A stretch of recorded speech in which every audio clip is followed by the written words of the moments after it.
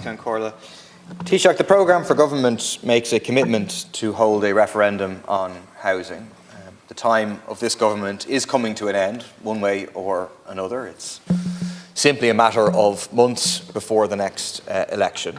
The Housing Commission went off and proposed a wording, proposes a wording which states that the state recognises that having a home is of fundamental importance to quality of life and that access to adequate housing by facilitating the development of family, social and community relationships promotes the common good.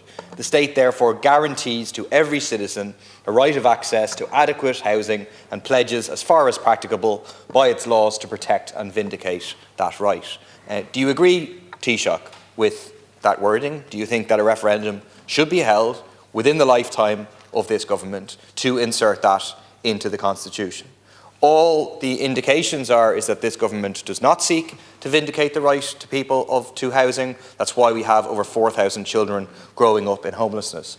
I also want to make the point, it's now almost 10 years since Jonathan Corrie died, not far from the gates of Leinster House. At that time, it was said this is a scourge, it should never happen again. But at the weekend, 2 men drowned, tragically.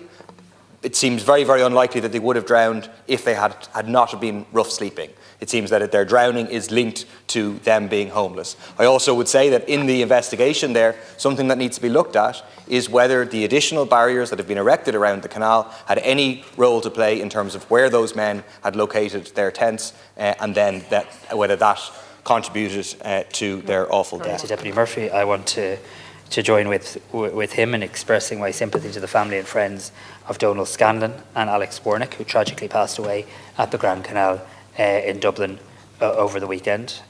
We think of both of them, their family and their friends. The Dublin Regional Homeless Executive has confirmed that both men had engaged with their services. They also have advised that there is sufficient emergency accommodation in Dublin. And let me just say that anybody seeking accommodation, please do contact the local authority, because the message from the Homeless Executive is that they do have existing emergency accommodation.